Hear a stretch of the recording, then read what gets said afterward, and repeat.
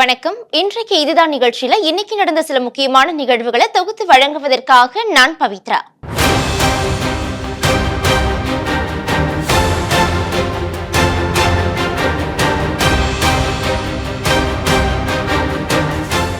அதிமுகவின் தேர்தல் வாக்குறுதிகள் திமுகவிடமிருந்து காப்பியடிக்கப்பட்டதாக கருத முடியாது என்றும் 2021 தேர்தலின் போதே பெண்களுக்கு 1500 ரூபாய் வழங்கப்படும் என்று அதிமுக தேர்தல் வாக்குறுதியாக அறிவித்ததாகவும் தமிழக பாஜக தலைவர் நயினார் நாகேந்திரன் தெரிவித்துள்ளார்.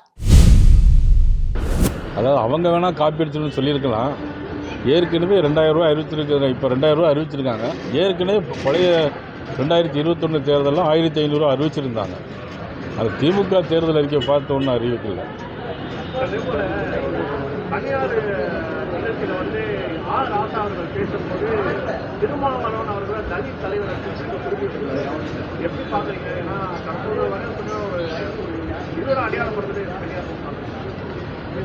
அதாவது ஆராசா அவர்கள் அவங்களுடைய கூட்டணியில் தான் இருக்கிறாங்க.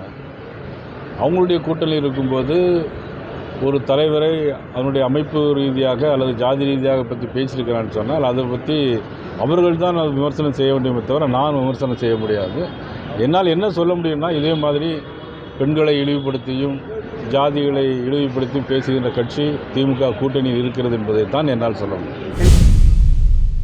கோவையில் தனியார் உணவகத்தில் ஷவர்மா, கிரில் சிக்கன் உள்ளிட்ட பொருட்களை ஆர்டர் செய்து சாப்பிட்ட ஒரே குடும்பத்தை சேர்ந்த 5 பேருக்கு வாந்தி, வயிற்றுப்போக்கு ஏற்பட்டுள்ள சம்பவம் பெரும் அதிர்ச்சியையும் பரபரப்பையும் ஏற்படுத்தியுள்ளது. கோவை வஉசி பூங்கா அருகே டென்மார்க் என்ற கடை ஒன்று செயல்பட்டு வருகிறது.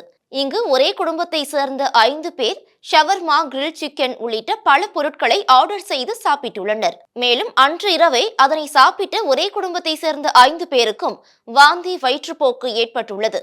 இந்த நிலையில் அவர்கள் அனைவரும் மருத்துவமனையில் அனுமதிக்கப்பட்டு தீவிர சிகிச்சை பிரிவில் அனுமதிக்கப்பட்டிருக்கிறார்கள். இதுகுறித்து போலீசார் நடவடிக்கை எடுக்க வேண்டும் என்றும் அவர்கள் கோரிக்கை விடுத்துள்ளனர்.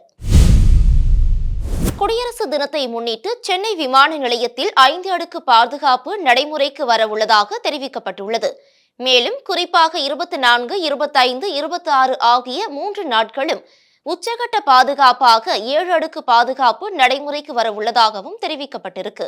இதற்காக விமான நிலையம் முழுவதையும் பாதுகாப்பு படையினர் கட்டுக்குள் கொண்டு வந்துள்ளனர். குறிப்பாக பயணிகள் அனைவருக்கும் கூடுதலாக ஒரு முறை சோதனை நடத்தப்பட இருப்பதாகவும் தெரிவிக்கப்பட்டுள்ளது. மேலும் விமானத்தில் பயணிக்கக்கூடிய பயணிகள் ஊறுகாய், ஜாம், அல்வா, எண்ணெய் பாட்டில்கள், திரவ பொருட்கள் இவையெல்லாம் எடுத்துச் செல்ல தடை விதிக்கப்பட்டுள்ளது. திருச்சி அருகே நவலர் குட்டப்பட்டு கிராமத்தில் ஜல்லிக்கட்டு போட்டி கோலாகலமாக நடைபெற்றது. இப்போட்டியில் கலந்து கொள்வதற்காக பல்வேறு மாவட்டங்களில் இருந்தும் 600க்கும் மேற்பட்ட காளைகள் கொண்டு வரப்பட்டுள்ளன. சுமார் 300 ஜல்லிக்கட்டு வீரர்கள் இந்த போட்டியில் பங்கேற்றுள்ளனர். வாடிவாசல் வழியாக சீறி பாய்ந்து வந்த காளைகளை அடக்க வீரத்துடன் காளையர்கள் களத்தில் இறங்கினர்.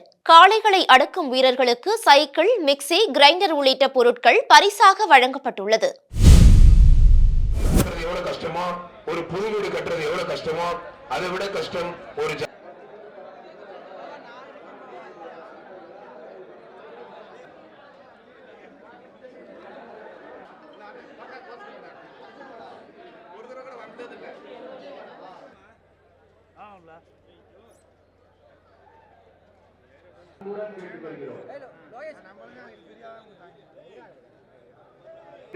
விளையாட்டில் ஈடுபடும் காளைகளுக்கு எவ்வித ஊரும் எவ்வித பிடிக்கூடாது. குடியரசு விழாவினையும்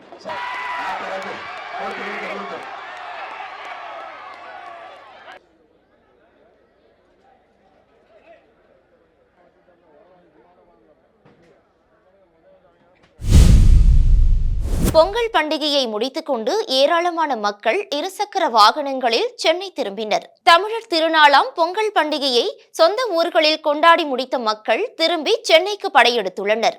இதன் காரணமாக பேருந்து நிலையம், ரயில் நிலையங்களில் கூட்டம் அலைமோதி காணப்படுகிறது. மேலும் அதிகப்படியான கட்டணம் காரணமாக பொதுமக்கள் இருசக்கர வாகனங்களிலேயே நீண்ட தூரம் பயணம் மேற்கொண்டுள்ளனர்.